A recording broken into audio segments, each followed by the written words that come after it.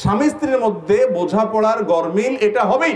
বিশেষ করে বিবাহের একদম শুরুতে তো মোহাব্বত অনেক উতরাবে, ইবতেদায়ে প্রেমের শুরুতে যেরকম থাকে ওরকম থাকবে।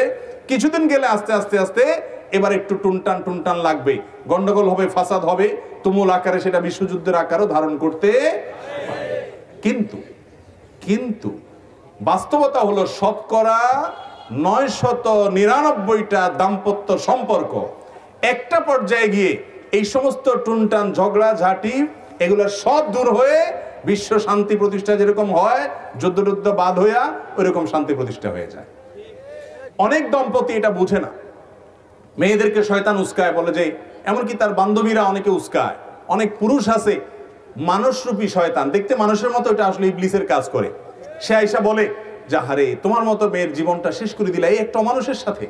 আহা, তোমার জীবনে কত কত ভালো ছেলে মেলার কথা, অজাগায় তোমার বাপ মা বিয়ে দিয়ে দিছে, দিলনি তারে উস্কায়। আবার একই কথা ছেলে কেউ বলে। মূলত এগুলো সবগুলো হলো মানুষরূপী শয়তান, ওয়াসওয়াসা তৈরি করে দাম্পত্য কলহ সৃষ্টি করে। এই জন্য আমাদের মা বোনদেরকে বলবো, আপনাদেরকে অনেকে উস্কাবে যে না না না এই সমস্ত অশান্তি করা যাবে না, নিজের পায়ে নিজে দাঁড়াতে হবে, ছেড়ে দাও, স্বামীর সংসার চলে যাও। হ্যাঁ, ইন্ডিভিজুয়াল কোনো কেস, অমানুষ আছে, তার কাছ থেকে ভালো কিছু আশা করা যায় না, সবর করা যায় না, তাহলে সেক্ষেত্রে আপনি পরামর্শ করে বিচ্ছেদের সিদ্ধান্ত নিতে পারেন, কিন্তু সেটা হতে হবে বিচক্ষণতার সাথে। দাম্পত্য জীবনে মাঝামাঝি পর্যায়ে এসে নদীর মাঝখানে আসলে যেরকম ঢেউ থাকে, উত্তাল তরঙ্গ থাকে, ওইরকম গন্ডগোল ফাসাদ প্রত্যেকটা ফ্যামিলিতে হয়। অস্থির হবেন না, একটু সবর করেন, সময় পার করেন। নদীর এই পাড়ে যেরকম সুখ, ওই পাড়ে যেরকম সুখ, মাঝে যেরকম ঢেউ, উত্তাল তরঙ্গ। দাম্পত্য জীবনের শুরুতে থাকে প্রেম, শেষে থাকে প্রেম, থাকুক আর না থাকুক বুড়া সাইজ হয়ে যায়, শুধুমাত্র মাঝখানে একটু সবর করতে হয়।